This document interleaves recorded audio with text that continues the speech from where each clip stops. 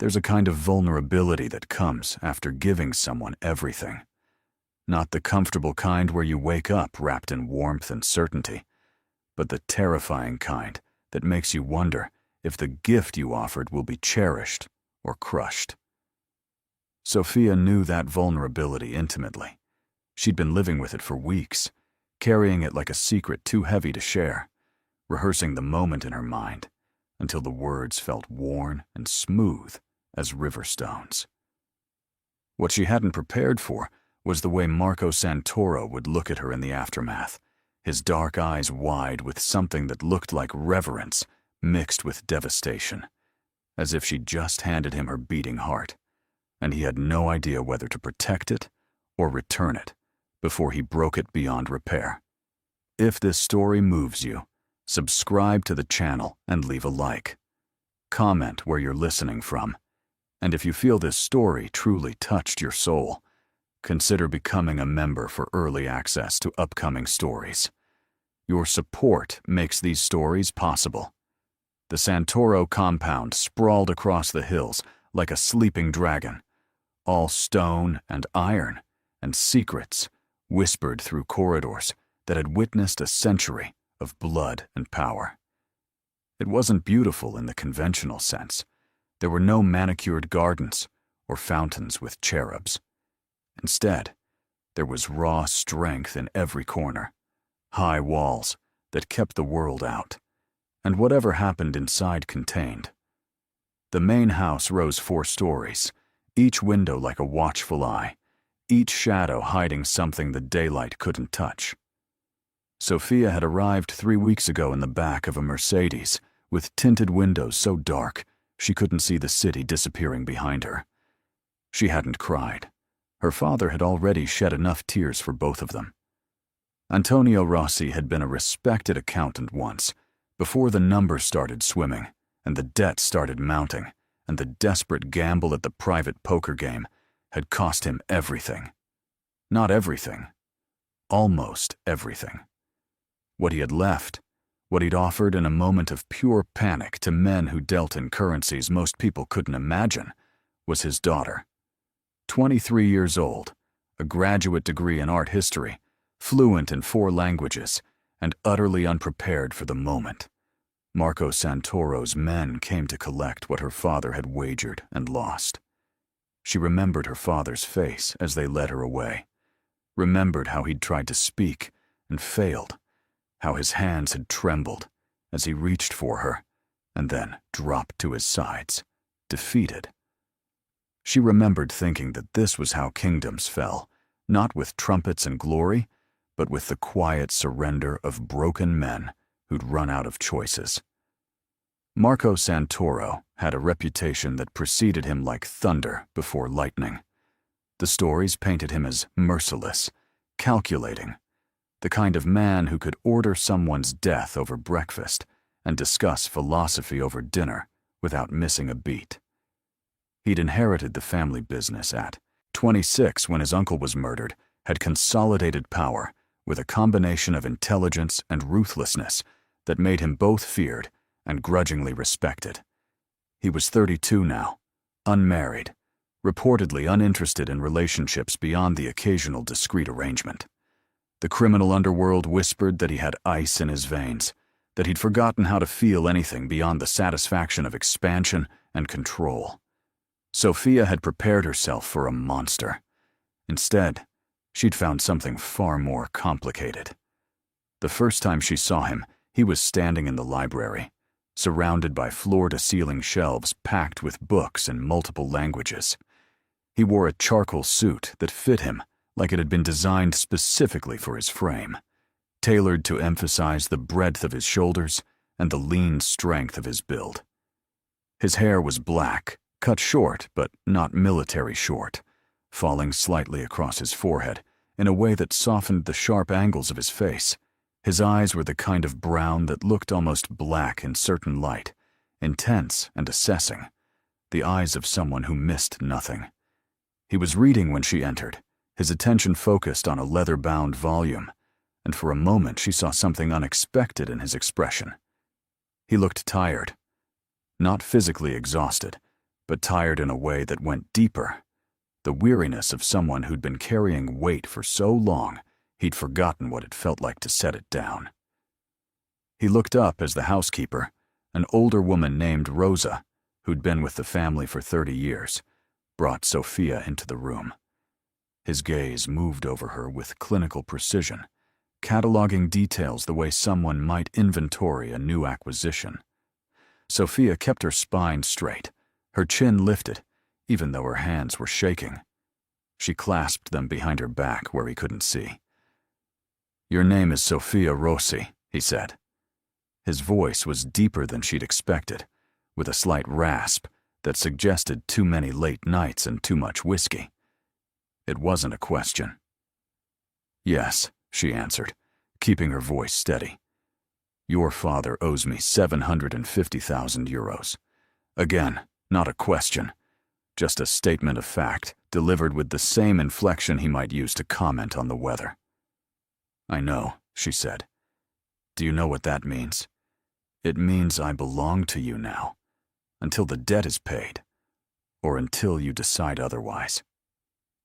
Something flickered in his eyes at that, something that might have been surprise or possibly respect. Most people in your position would be crying right now. Would it help?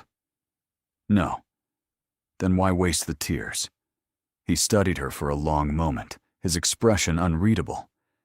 Then he closed his book with a soft thud that seemed too loud in the quiet room. "You'll stay in the East Wing. Rosa will show you to your quarters.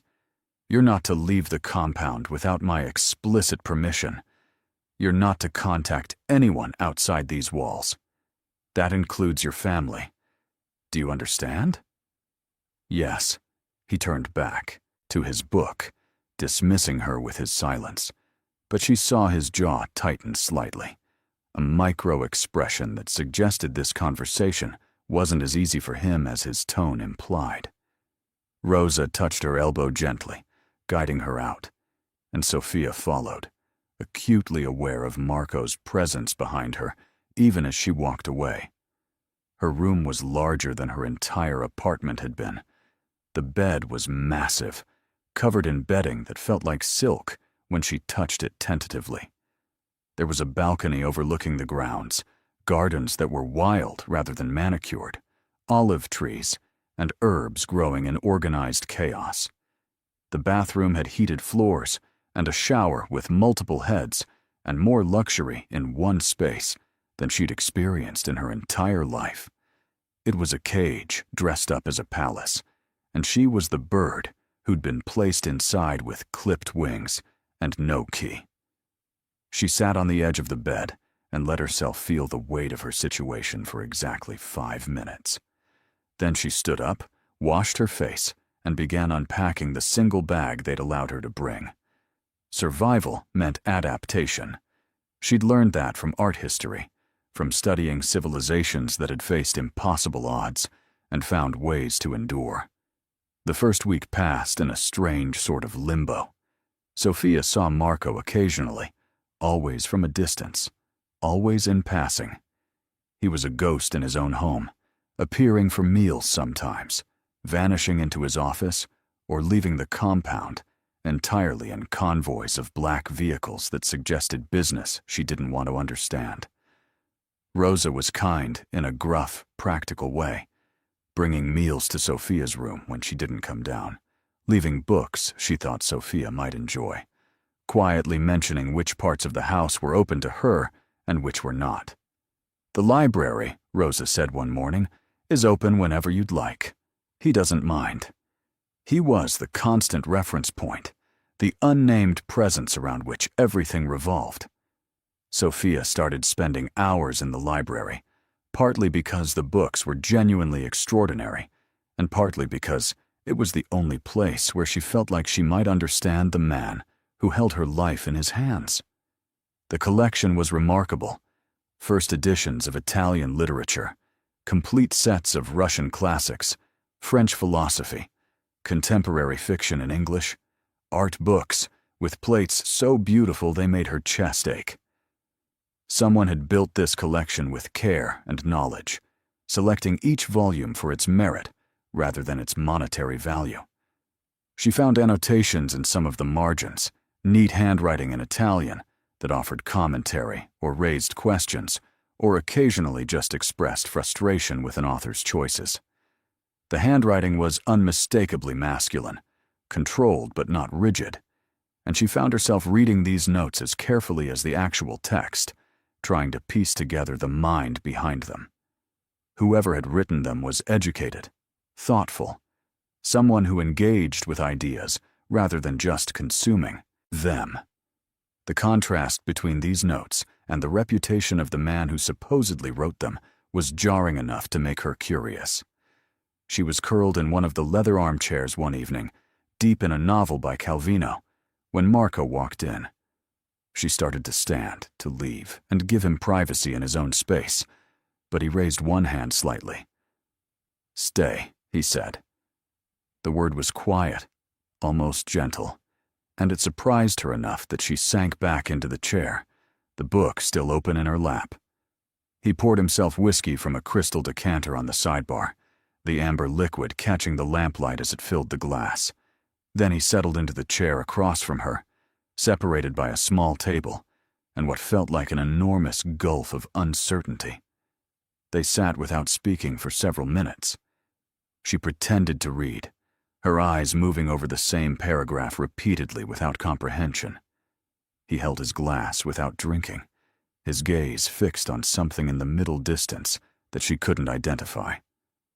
"What do you think of Calvino?" he asked finally, his voice breaking the silence so suddenly she almost flinched. The question. She hesitated, choosing her words carefully. "I think he writes about cities as if they're dreams, as if every place is really just a reflection of the people who inhabit it." He nodded slowly, as if considering this. "Do you believe that? That places are shaped by people, or that people are shaped by places?" "Both," she said. "It's not one or the other. We create our environments, and they create us in return. It's circular. That's why certain cities feel haunted, even when you don't believe in ghosts. They're haunted by the accumulated weight of everyone who ever walked their streets." Something shifted in his expression, a slight softening around his eyes that made him look younger. "You studied art history. How did you know?"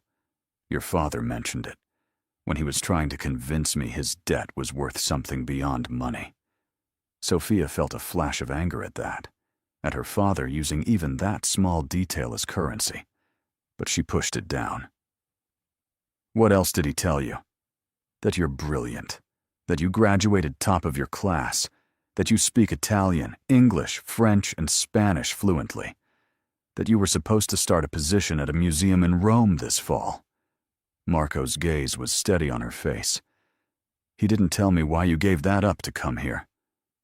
"I didn't give it up," she said quietly. "It was taken. There's a difference." He took a drink of his whiskey finally, and she saw his throat work as he swallowed. "Yes," he said. "There is." After that night, something changed. Marco began appearing in the library more frequently, always in the evening, always with his whiskey. Sometimes they talked about books, small conversations that circled around plots and themes without touching anything personal. Sometimes they sat in silence, but it was a different kind of silence than before, more companionable than hostile. Sophia learned things about him, in fragments, small pieces of information she gathered, like someone assembling a puzzle without a picture to guide them. He'd studied economics and literature at university before his uncle's death had pulled him into the family business. He played chess, though he said he hadn't found a worthy opponent in years.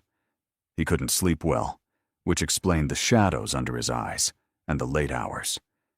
He read poetry, though he seemed almost embarrassed to admit it, as if finding beauty in words somehow contradicted the violence of his work. And she learned something else, something that took longer to identify. Marco Santoro was lonely, profoundly, devastatingly lonely. He was surrounded by people constantly, employees and associates and guards. but none of them really saw him. They saw the boss, the Don, the man whose word was law and whose anger was something to avoid. They didn't see the person who made notes in book margins, or who paused when reading particular passages, as if the words had struck something deep inside him. Sophia saw him because she had nothing to lose by seeing him, because her position was already so precarious that honestly became its own kind of freedom. And he, whether he realized it or not, was starving for someone who would look at him and see a human being rather than a title. 3 weeks into her captivity, that was still how she thought of it. Even though the word felt increasingly inadequate, Marco asked her to join him for dinner. Not in the formal dining room where meals were served with silent efficiency, but in a smaller room she hadn't known existed, tucked away on the second floor with windows overlooking the gardens. The table was set for 2, candles already lit even though the sun hadn't fully set, casting warm light across dark wood and simple white plates. He pulled out her chair, a gesture so unexpectedly courteous she had to hide her surprise, and then seated himself across from her. Rosa served the first course, pasta with a sauce that smelled like heaven, and then disappeared, leaving them alone in a way they'd never been alone before. This felt different from the library, more intimate somehow, more deliberate. Sophia felt her pulse quicken and wasn't sure if it was fear or something else entirely. "Tell me about the museum position," Marco said as they began to eat. "What would you have been doing?" "Cataloging Renaissance paintings," she said. "Cross-referencing techniques and materials, trying to authenticate pieces and identify artists. Detective work, essentially, but with art instead of crime." He smiled slightly at that, the expression transforming his face. She realized with a small shock that she'd never seen him smile before. Not really, and the difference was remarkable. It softened all his sharp edges, made him look approachable, almost gentle. "You would have been good at it," he said. "You have the mind for details. How do you know?" "I've been watching you in the library, the way you read, the way you remember things. You notice connections most people miss." She didn't know what to say to that, to the admission that he'd been watching her, paying attention to more than just her presence. They ate in comfortable silence for a while, and then Marco asked another question, this one more personal. "Do you hate your father?" For what he did?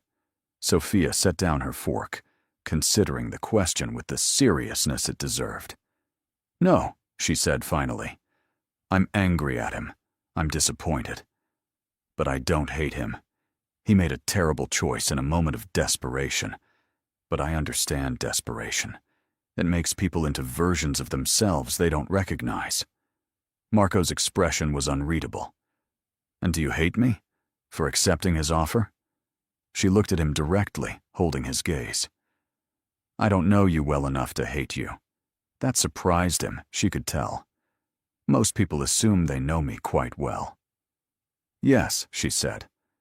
"But assumptions aren't the same as knowledge. You've shown me more kindness than your reputation suggested you would. You've given me access to your library, your home.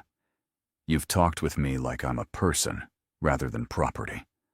That's not nothing." He was quiet for a long moment, his fingers tracing the stem of his wineglass.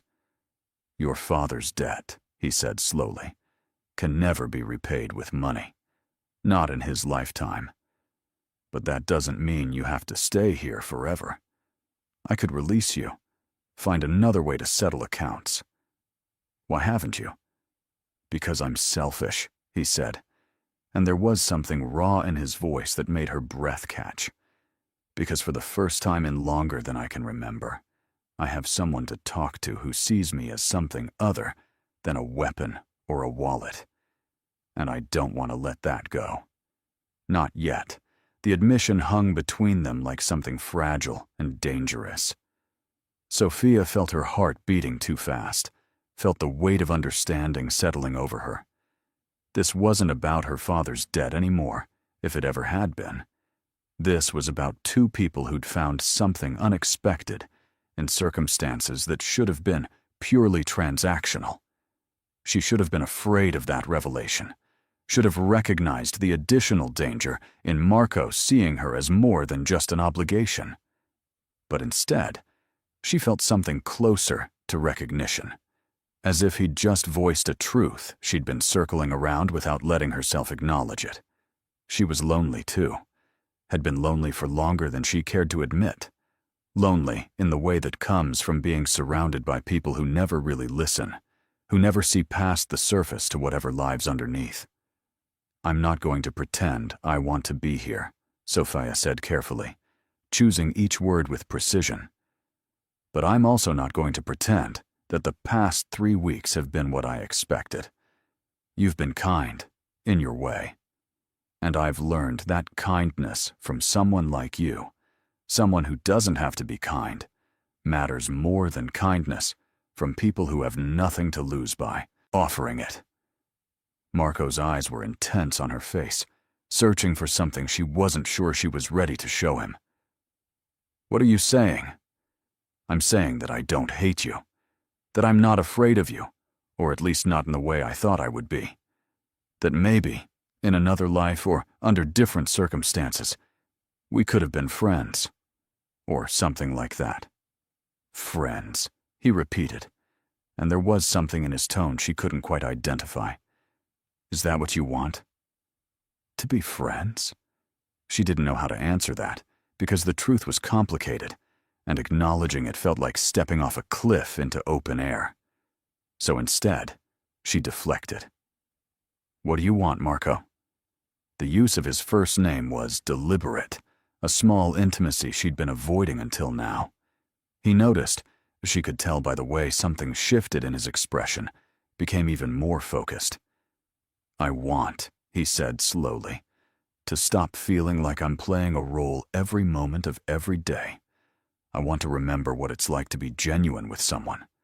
I want to believe that not every relationship is built on fear or obligation or calculation." He paused, then added more quietly, "I want to know if someone could look at me, really look at me with full knowledge of what I am and what I've done, and still choose to stay." The vulnerability in that admission took Sophia's breath away. This was Marco Santoro stripped of armor, admitting to loneliness and doubt and a hunger for connection that his life had systematically denied him. She realized in that moment that power, the kind of absolute power he wielded, was its own kind of prison. It isolated him as completely as any cell, because genuine connection required vulnerability, and vulnerability meant risk he couldn't afford, with anyone whose loyalty might be conditional. Except, apparently, with her. With someone who'd been given to him like currency, who had every reason to hate him, who could never betray him because she had nowhere else to go and nothing to leverage. The irony was devastating. The only person he could be honest with was someone whose presence was bought and paid for.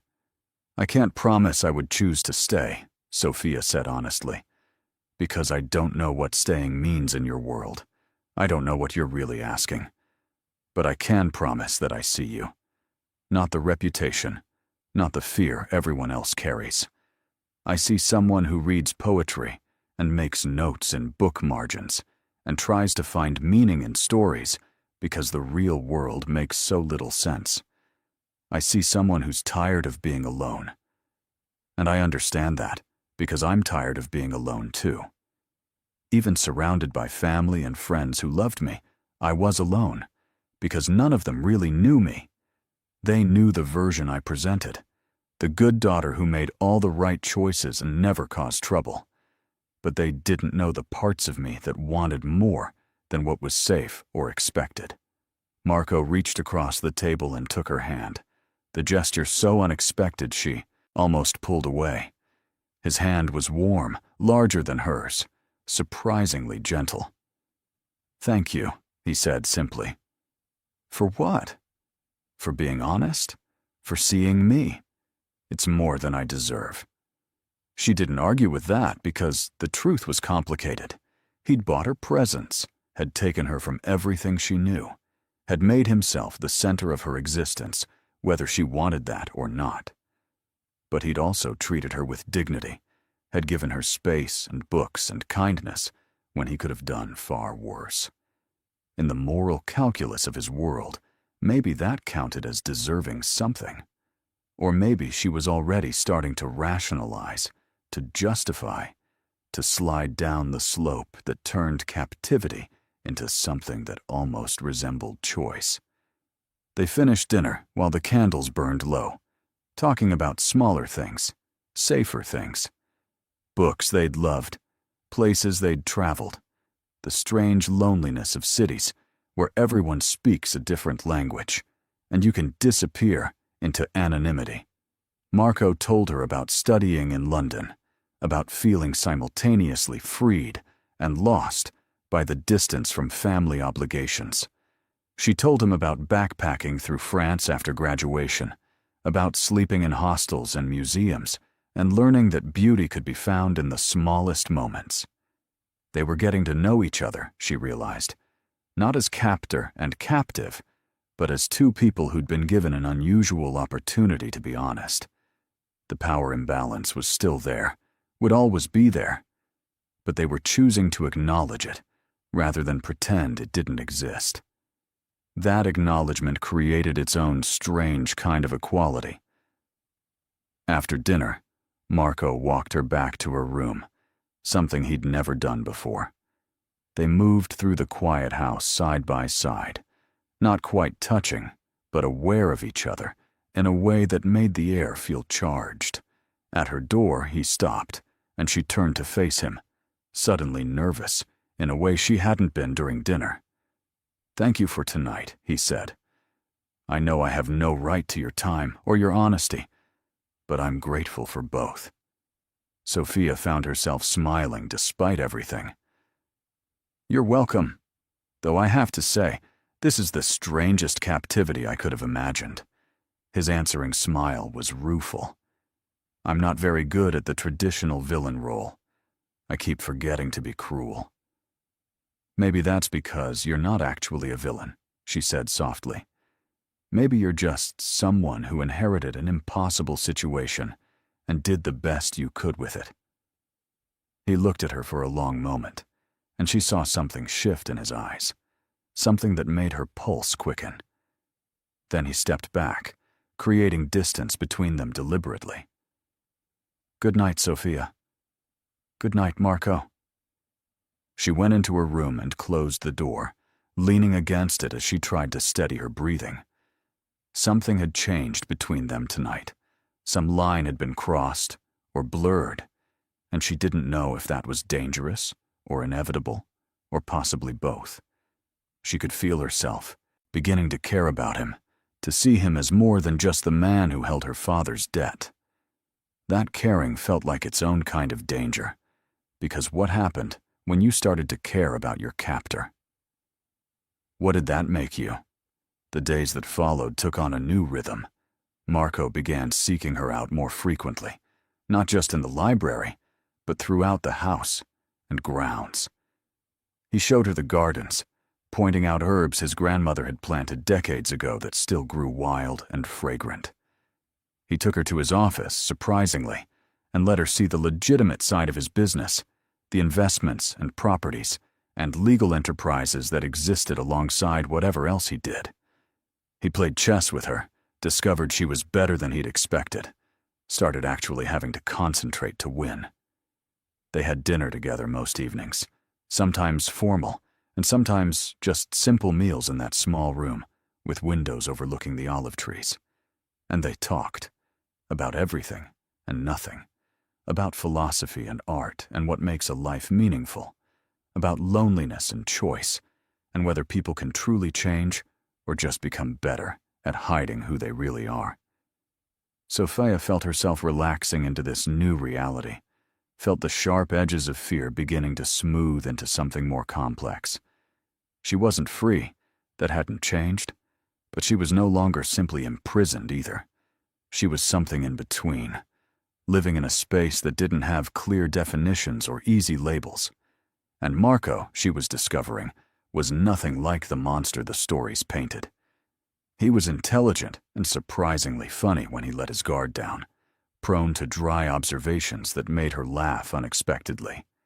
He was gentle with the older staff members, particularly Rosa, treating them with a respect that suggested he understood loyalty was earned rather than commanded. He worked constantly, but she saw how the work weighed on him, how he sometimes stood at windows and stared out as if searching for an escape that didn't exist.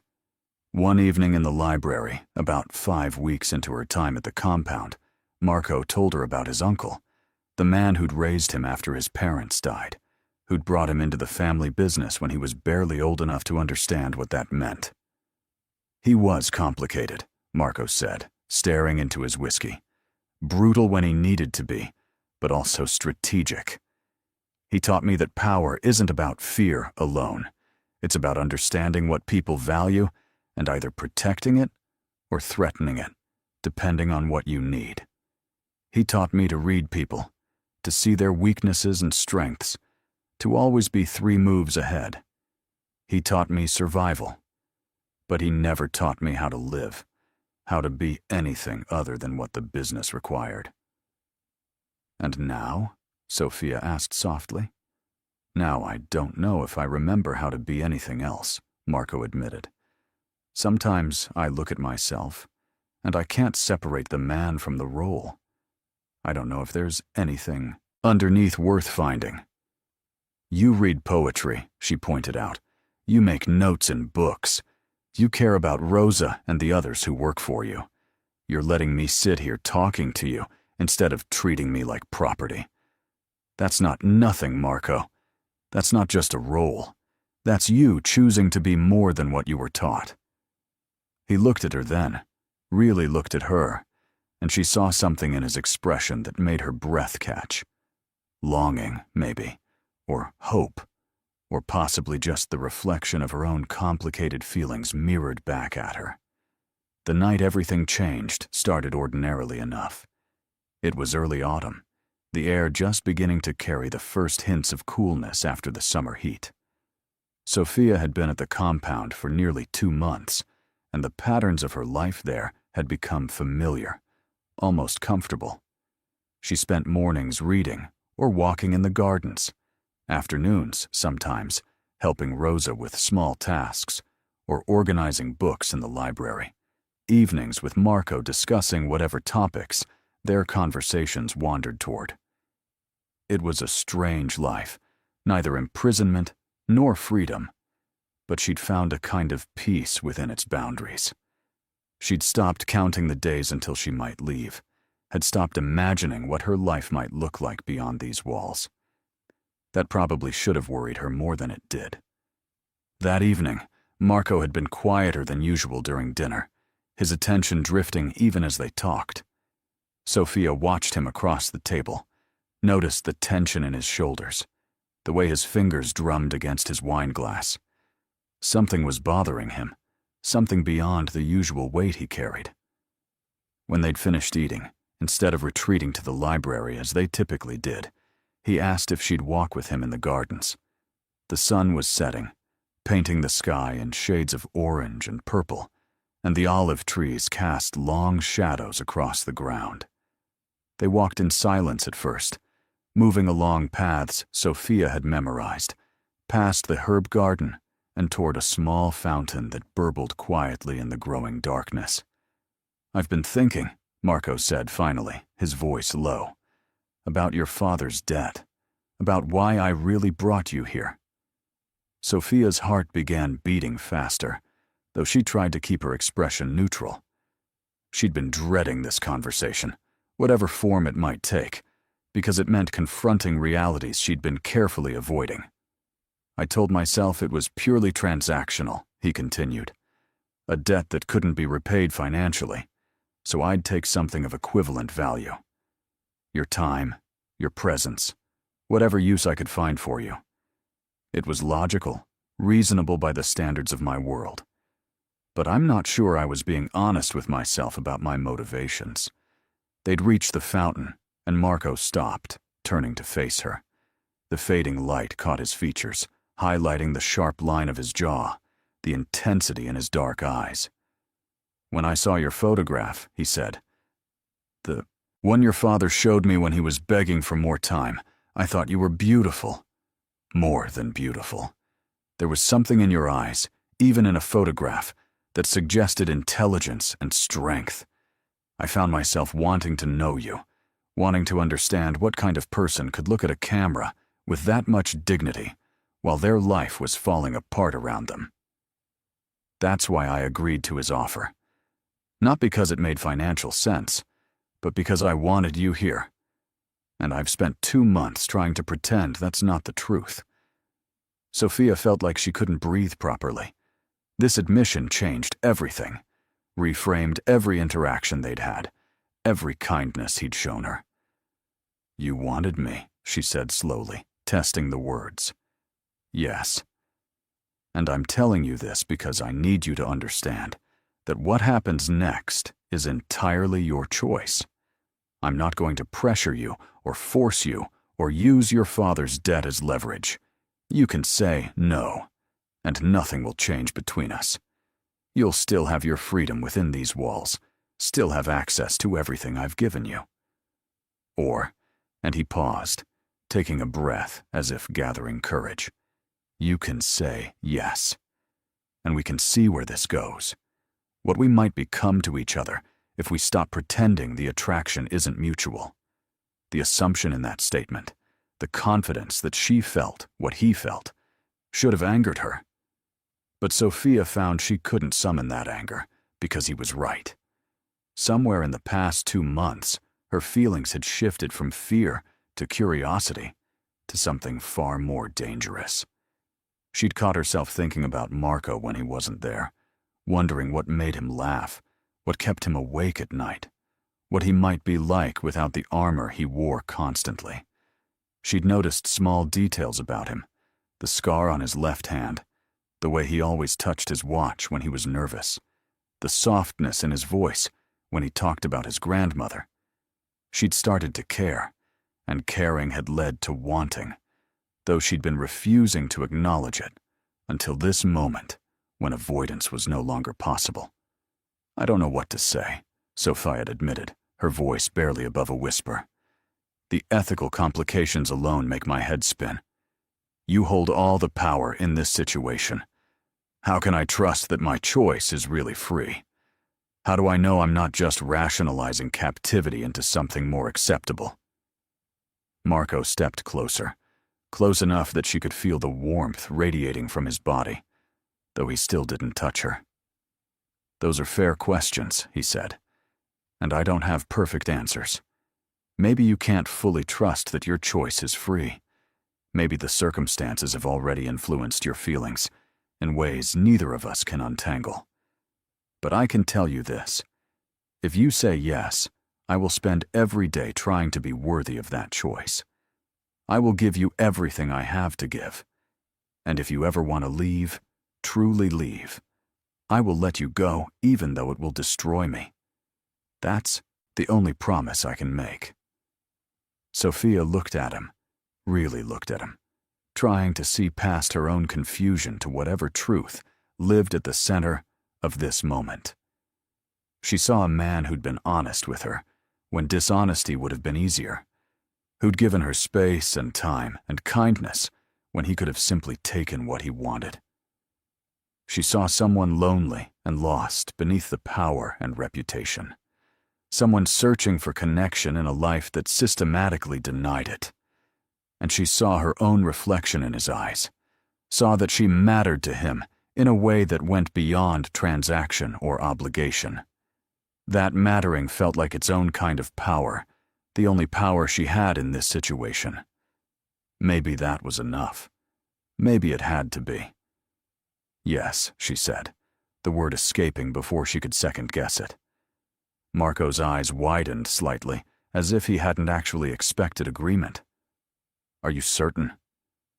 "Because once we cross this line, Sophia, there's no going back. We can't pretend it didn't happen. We can't return to the comfortable distance we've been maintaining."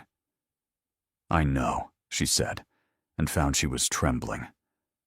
"I'm terrified. This could be the worst decision I've ever made. But I'm also tired of being safe, tired of always making the careful choice, tired of being alone, even when I'm surrounded by people. So yes, I'm certain. Or at least certain enough to try." He reached for her then, his hands cupping her face with a gentleness that made her want to cry. "I'm going to kiss you now," he said, giving her one more moment to refuse. And she didn't refuse. She rose on her toes and met him halfway, and when their lips touched, it felt like everything she'd been avoiding acknowledging crashed over her in a wave. Heat and need and the terrifying exhilaration of wanting something badly enough to ignore all the reasons it might be wrong. Marco kissed her like she was precious, like she was something he'd been waiting for, without knowing he was waiting. His mouth was gentle but insistent, asking questions her body answered without consulting her mind. When they finally broke apart, both breathing hard, he rested his forehead against hers. "Come with me," he said. And it wasn't a command. It was a request, an invitation she could still refuse. But Sophia found she didn't want to refuse. She wanted to follow this path wherever it led, consequences be damned. She nodded, and Marco took her hand, threading his fingers through hers as they walked back toward the house. The walk seemed to take forever, and no time at all. They moved through corridors she knew by heart now, past closed doors and empty rooms, until they reached his quarters, a part of the house she'd never entered. He paused at the door, giving her one last chance to change her mind. She squeezed his hand instead, and he opened the door, pulling her gently inside. His room was surprisingly simple. Large, yes, with high ceilings and tall windows, but furnished with restraint. A massive bed dominated one wall, covered in dark linens that looked soft. Bookshelves lined another wall, more books, always books. A desk sat near the windows, covered in papers and a laptop. It felt lived in rather than displayed, personal in a way the rest of the house wasn't. Marco closed the door behind them, and suddenly the reality of what they were about to do hit Sophia with full force. She'd been with one other person before, a relationship in university that had been more about companionship than passion, exploratory and ultimately forgettable. This felt different. This felt significant in a way that made her simultaneously excited and terrified. Marco must have seen something in her expression, because he immediately stepped back, creating space between them. "We don't have to do anything," he said quickly. "We can just talk. We can go slower." Sophia shook her head. "I want this," she said. "But I need you to know something. I need you to understand what you're getting." She took a breath, forcing herself to meet his eyes. "I'm not experienced, Marco. I've only been with one person before, briefly, and it was nothing like this. I don't know what I'm doing. I don't know how to be what you probably expect." His expression softened into something tender. "Sophia, I don't expect anything except honesty. And what you just gave me, that vulnerability, means more than any experience ever could. We'll figure this out together. I promise you, I will be careful. I will be gentle. We'll go at whatever pace you need." He closed the distance between them again, but slowly this time, giving her space to adjust to his nearness. When he kissed her again, it was softer than before, questioning rather than claiming. Sophia let herself sink into it, let herself stop thinking about all the complications and just feel. His hands moved to her waist, steady and warm through the thin fabric of her dress, and she slid her own hands up his chest, feeling the solid muscle beneath his shirt, the rapid beating of his heart that matched her own. They stood like that for long moments, kissing and learning each other, building heat gradually rather than rushing toward any destination. Marco's hands moved to the zipper of her dress, but he paused before pulling it down. "Is this okay?" he asked against her lips. Yes, she breathed, and he slowly lowered the zipper, the sound impossibly loud in the quiet room. The dress slipped from her shoulders, pooling around her feet, leaving her standing in simple undergarments that suddenly felt inadequate. But Marco looked at her like she was art, like she was something precious and rare, and the appreciation in his gaze steadied her nerves. "You're beautiful," he said simply. "So beautiful it hurts to look at you." She wanted to deflect the compliment, to make a joke or dismiss it, but something in his expression told her he needed her to accept it. So she did, just nodded and reached for the buttons of his shirt. Her fingers trembled as she worked each button free, revealing skin and muscle and scattered scars that told stories she might never fully know. Marco stood still, letting her explore at her own pace, his breathing growing heavier as she pushed the shirt from his shoulders. His chest was broader than she'd realized, defined, but not overly muscular. The body of someone who maintained strength through activity rather than vanity. She pressed her palm flat against his sternum, feeling his heartbeat, grounding herself in that physical proof of his humanity. This was real. This was happening. There was no going back from this moment, no returning to the careful distance they'd maintained. Marco lifted her suddenly, his hands beneath her thighs, and she instinctively wrapped her legs around his waist. He carried her to the bed, laying her down with a gentleness that contrasted with his obvious strength. He followed her down, covering her body with his, but keeping most of his weight on his forearms, so he wasn't crushing her. "Are you sure?" he asked again, searching her face. "I'm sure," she whispered, and pulled him down into another kiss. This one was deeper, more demanding, and she felt the last of her reservations burning away in the heat they were creating together. What followed was slow and careful, Marco taking his time to learn what made her gasp or arch into his touch. He kissed her neck, her collarbone, the swell of her breasts, treating each area like territory to be thoroughly explored. His hands mapped her body with patience, sliding over skin and curves, building sensation layer by layer until Sophia felt like she might shatter from anticipation. When he finally removed the last barriers between them, when they were both completely bare, he paused again to just look at her. "Perfect," he murmured. "You're perfect." She pulled him down because she couldn't find words, because talking would require thought, and she was beyond thought now. Marco positioned himself above her, his movements careful and controlled. "This might hurt," he said softly. "If it's too much, tell me and I'll stop. I promise you, Sophia, I'll stop." She nodded, trusting him, and he began to push forward slowly. There was pressure, unfamiliar and intense, and then a sharp pinch that made her gasp. Marco froze immediately. "Stop?" he asked, his voice strained. "No," she managed. "Keep going, please." He continued, inch by inch, giving her body time to adjust, until finally he was fully inside her, and they were as close as two people could possibly be. He held still for a long moment, his face buried in her neck, his breathing ragged against her skin. "Okay?" he asked. "Okay," she confirmed, though okay felt inadequate for the sensation of fullness, of connection, of vulnerability. He began to move, slowly at first, watching her face for any sign of discomfort. The initial pain faded, replaced by something else, something that built with each careful thrust. Sophia found herself moving with him, her hands gripping his shoulders, her breath coming in short gasps. Marco kept his pace measured, controlled, clearly holding himself back for her sake.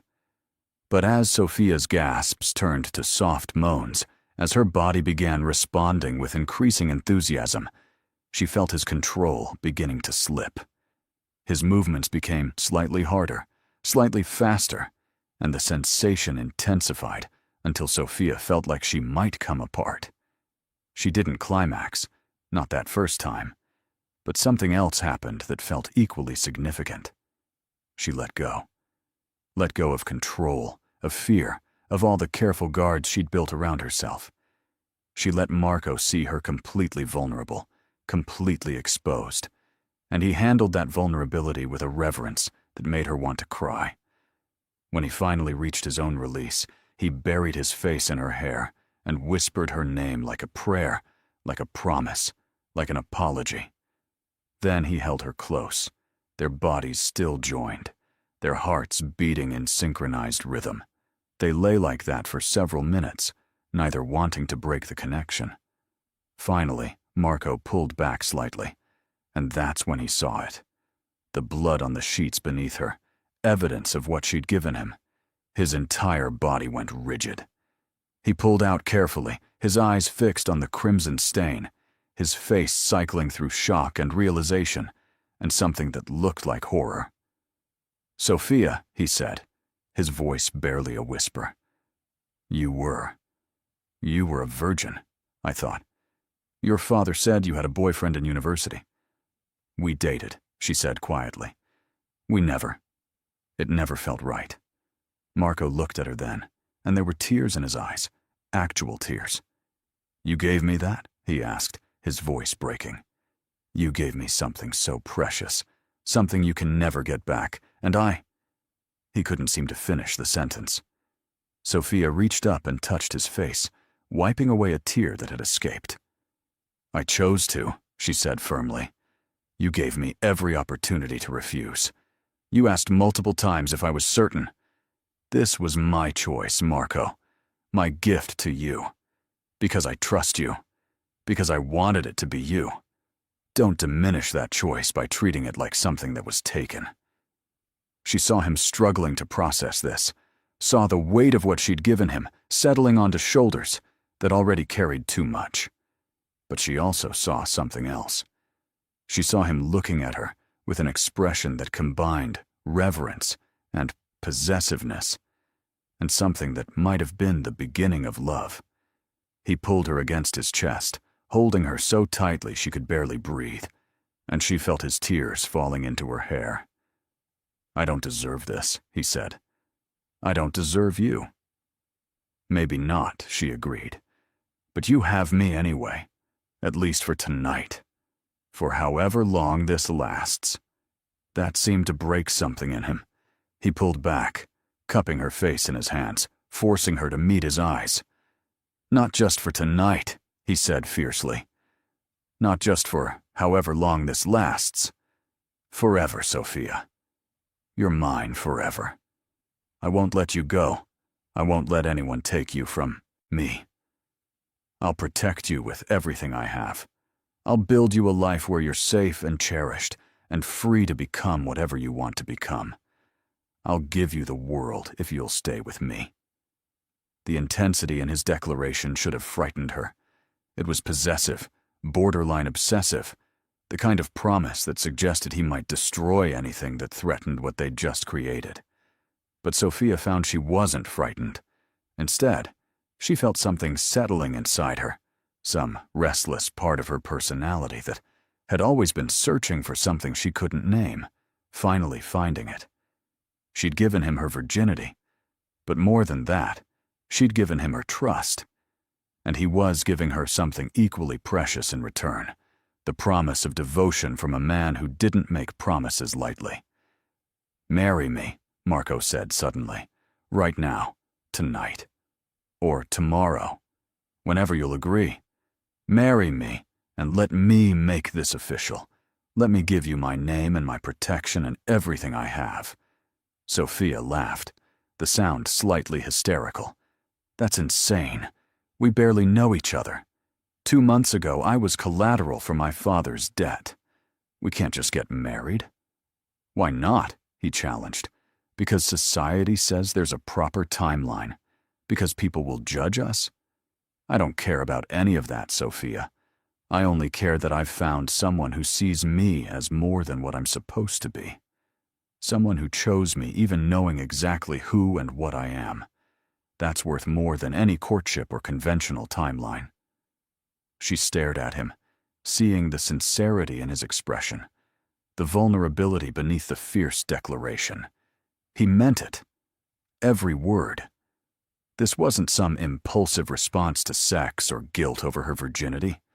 This was Marco offering her everything he had, laying himself bare in a way that was probably more dangerous for him than the intimacy they'd just shared. And Sophia realized she was actually considering it, was actually imagining saying yes, becoming Sophia Santoro, binding her life to this man who was simultaneously the most dangerous and most genuine person she'd ever known. "Ask me tomorrow," Sophia said finally, "when we've both had time to think clearly, when the adrenaline has faded and we can discuss this rationally. If you still want to marry me tomorrow, if you can give me reasons that make sense in daylight and not just in the aftermath of this, then I'll consider it." Marco looked like he wanted to argue, but then he nodded slowly. "Tomorrow, then," he agreed. "But Sophia, my answer won't change. This wasn't just passion talking. This is me recognizing something I've been moving toward since the day you arrived." He kissed her forehead, gentle and chaste, then carefully cleaned the blood from her thighs with a warm cloth he retrieved from the bathroom. The tenderness in that act, the care he took with her comfort, said more than words could. They lay together afterward, Sophia curled against Marco's chest, his arms wrapped around her, protectively. She should have felt awkward or uncertain, should have been questioning every choice that led to this moment. Instead, she felt peaceful, complete in a way she'd never experienced before. Marco's fingers traced patterns on her back, soothing and rhythmic, and she felt herself drifting toward sleep despite the enormity of what had just happened. Just before she slipped under, she heard him whisper, "I love you, Sophia. I know I shouldn't say it so soon.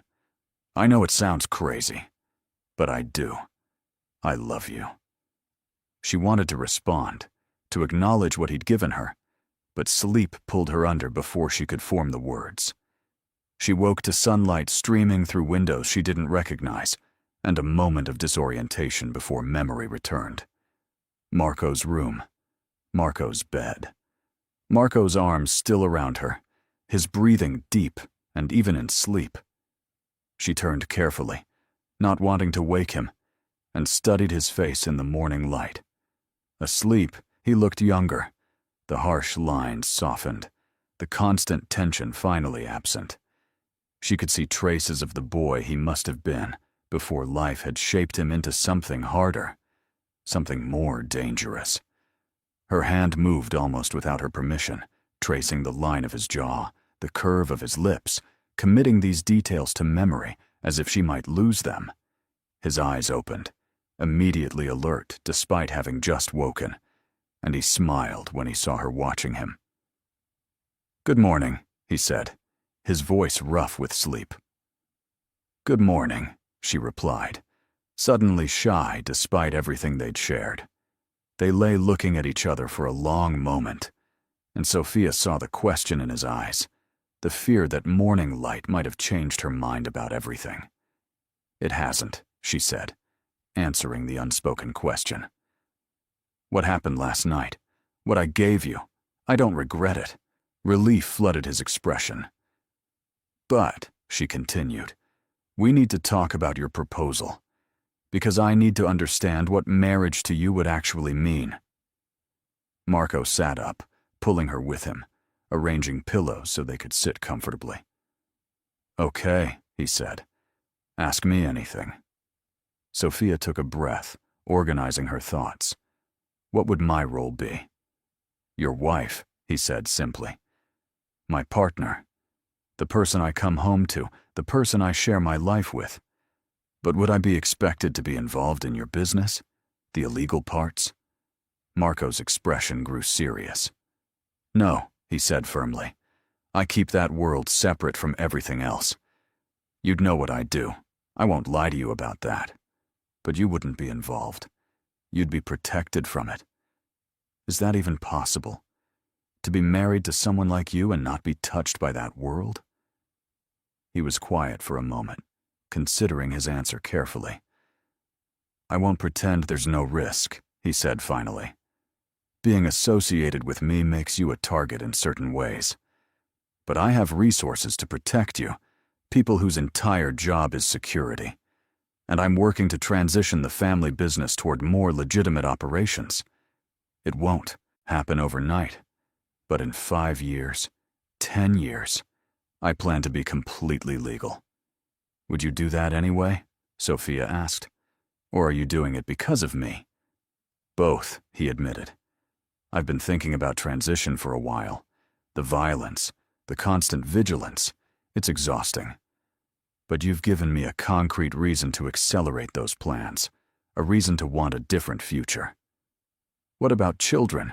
Sophia asked, surprising herself with the question. Do you want them? Marco's expression softened. Yes, he said. Someday, if you want them to. I'd like to build a family with you, Sophia. A real family. Not like the one I grew up in.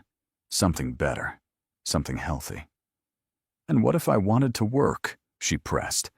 To finish my degree or pursue a career?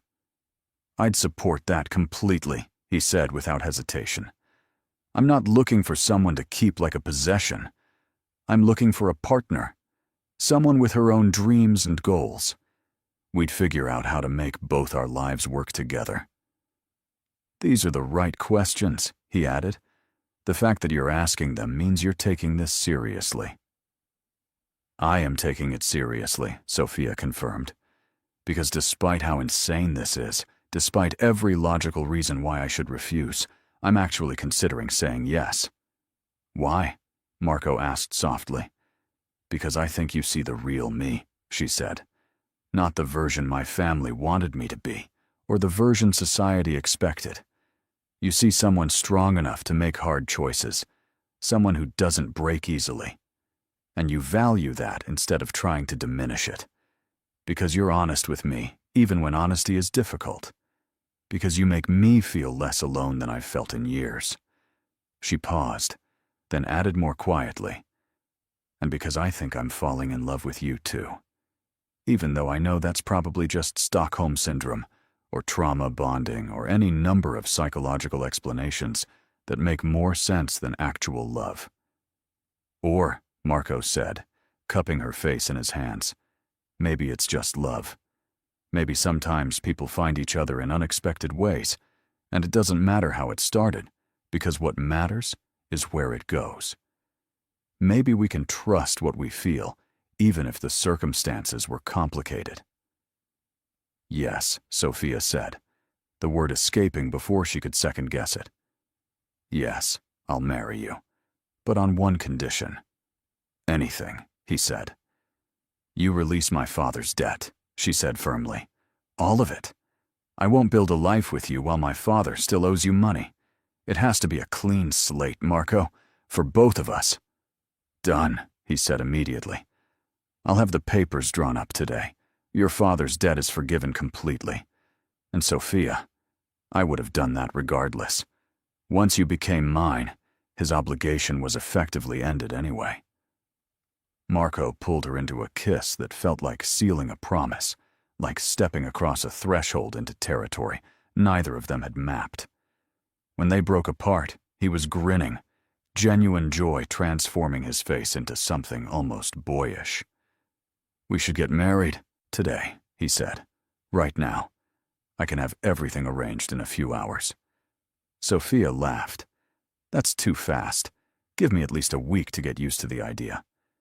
How about 3 days, he countered. Long enough to feel like we didn't rush it. Short enough that I don't have to wait forever. 3 days, she agreed. But Marco, we need to be clear about something. This is real for me. I'm not agreeing to this because I feel trapped or because I think it's my only option. I'm choosing you. And I need to know that if things don't work, if we realize we made a mistake, you'll let me go. Even though it will destroy me, You'll let me go." "I can't promise that," Marco said honestly. "I can't promise I'd be strong enough to let you walk away. But I can promise that I'll spend every day trying to make you happy enough that you never want to leave. I can promise that I'll work to be the man you deserve, even if I'm starting from a deficit. I can promise that your happiness will matter to me more than my own. That's the best I can offer." It was enough. It had to be enough, because Sophia had already decided, had already committed herself to this path, despite all logic and reason. She was going to marry Marco Santoro. She was going to become part of his world, whatever that meant. And she was going to trust that the connection they'd found was strong enough to survive whatever complications lay ahead. The next 3 days passed in a blur of activity. Marco handled most of the arrangements, making calls and issuing instructions, while Sophia tried to wrap her mind around the magnitude of what she'd agreed to. Rosa was overjoyed when they told her, actually crying and hugging them both, and muttering prayers of thanks in rapid Italian. Marco's attorney appeared to handle paperwork, looking startled but professional, as he prepared documents releasing Antonio Rossi from all financial obligations. Sophia called her father herself, needing him to hear the news from her directly. He wept again, but this time with relief, apologizing endlessly until she had to cut him off. "I forgive you," she said. "I'm not happy about how we got here, but I forgive you. Just do better, Papa. Be better." The wedding itself was small, held in the garden where Marco had first kissed her. Just Rosa and a few household staff, Marco's attorney as witness, and a judge who asked no questions about the speed of the ceremony. Sophia wore a simple white dress that Rosa had somehow procured, elegant without being ostentatious. Marco wore a suit but no tie, looking both formal and approachable. When the judge asked if she took Marco as her husband, Sophia felt the weight of the question, understood that this was the final moment to change her mind. But when she looked at Marco and saw the hope and vulnerability in his eyes, she didn't hesitate. "I do," she said clearly, and meant it. Their wedding night was different from their first time together. Marco was less careful now, more confident in his knowledge of her responses, but no less attentive. He took his time undressing her, worshipping each revealed inch of skin with hands and mouth, until Sophia was trembling with need. When he finally entered her, there was no pain this time, just pleasure, and the overwhelming sense of rightness. This was her husband, her choice, her future. And as they moved together, building toward release, she felt something shift inside her, the last vestiges of doubt or fear burning away, replaced by certainty. This was where she was supposed to be, with this man in this moment, building whatever life they could create together. After, as they lay tangled together in the sheets, Marco's hand moved to her flat stomach. "I want to give you children," he said softly. "Not right away if you're not ready, but someday. I want to see you grow round with our baby. I want to hear little feet running through these halls. I want to build something that outlasts us." Sophia covered his hand with hers, imagining that future, finding that she wanted it too. "Someday," she agreed. "When we're ready. When we've had time to just be us first. But yes, Marco, I want that too." The weeks that followed were a revelation. Marriage to Marco was nothing like Sophia had imagined marriage to be. He was attentive without being suffocating, giving her space while making it clear she was always his priority. He continued working, but he came home every evening for dinner, turning off his phone and giving her his complete attention. They talked for hours, about everything and nothing, learning each other's stories and scars and dreams.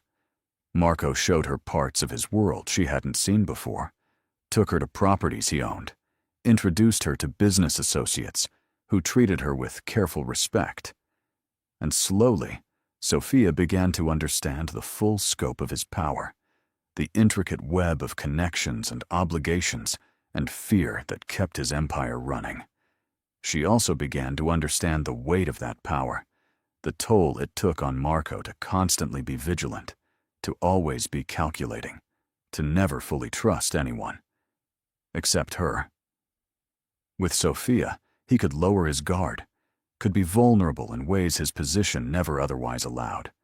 She became his safe harbor, the one place where he didn't have to pretend or perform.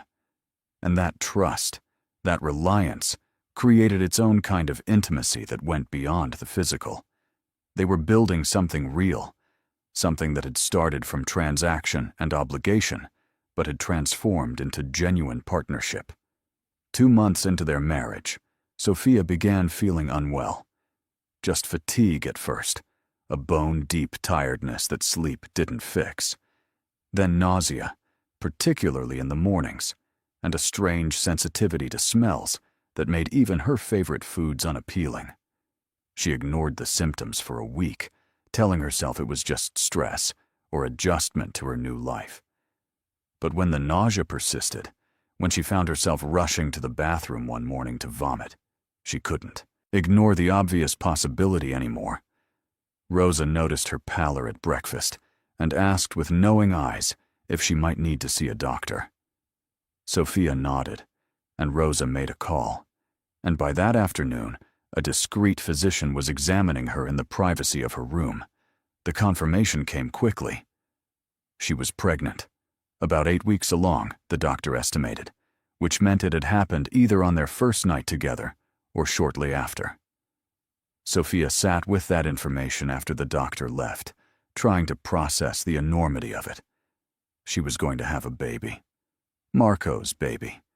They were going to be parents. The timing was faster than they'd discussed, faster than she'd wanted, but somehow it felt right. As if their child had been waiting for them to find each other before making an entrance into possibility.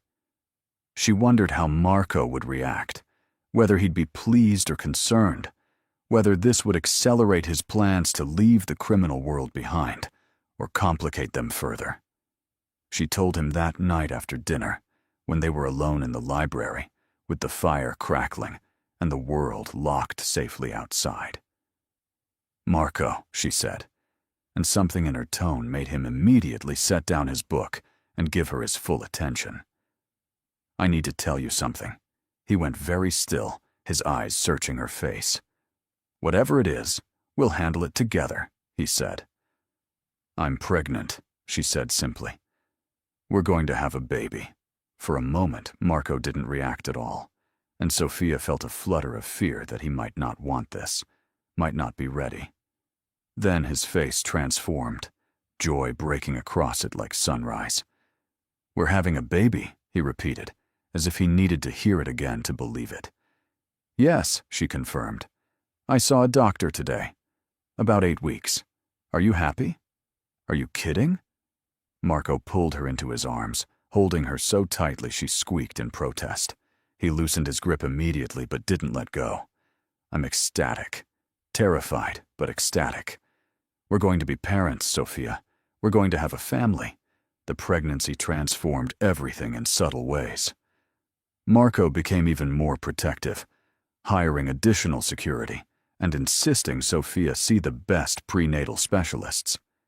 He read books on pregnancy and fatherhood, taking notes like he was studying for an exam. He talked to her growing belly, whispering promises and plans to their unborn child. And he accelerated his transition plans, meeting with legitimate business consultants and attorneys, working to shift the family assets into legal enterprises. "I want to be someone our child can be proud of," he told Sofia one night. "I want to be able to answer honestly when they ask what I do for a living.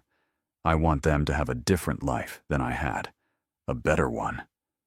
Sofia found herself falling more deeply in love with him as she watched him prepare for fatherhood. The fierce protectiveness, the tender concern, the way he sometimes looked at her with such wonder, it took her breath away. This was the man she'd married, the man whose child she carried. And despite the unconventional beginning, Despite all the logical reasons why this shouldn't work, she was happy.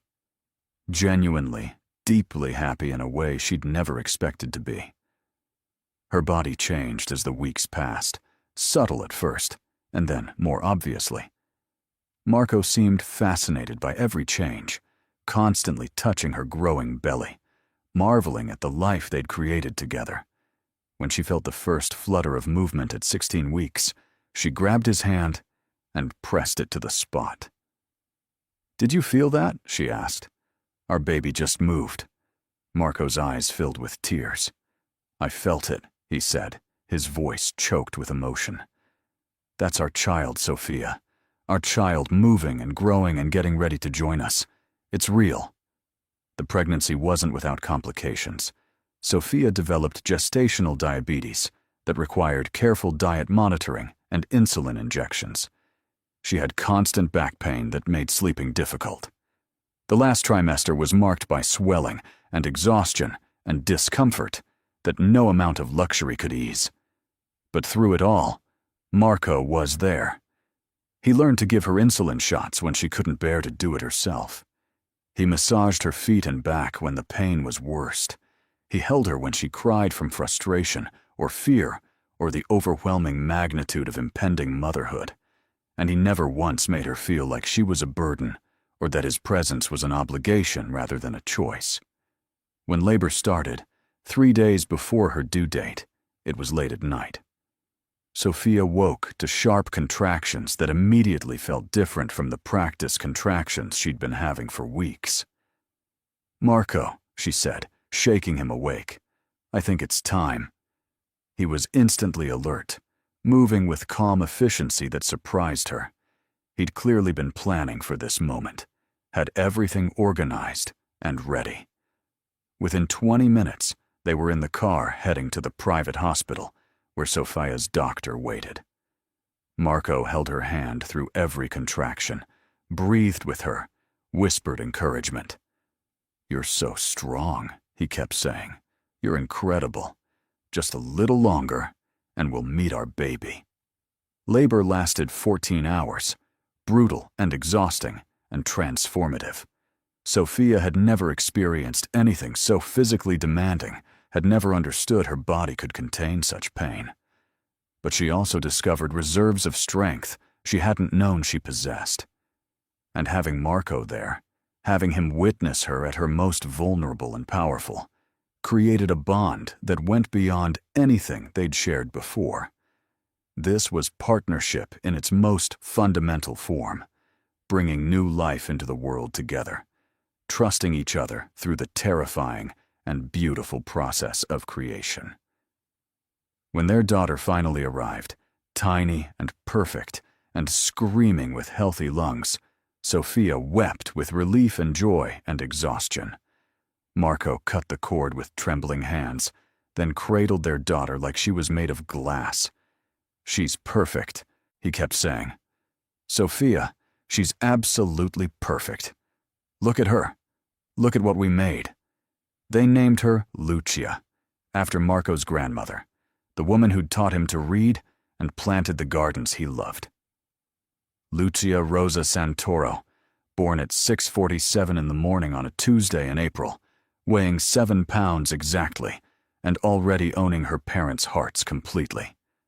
The first weeks with Lucia were simultaneously the hardest and most rewarding of Sophia's life. She was exhausted constantly, functioning on fragmented sleep and running on love and adrenaline.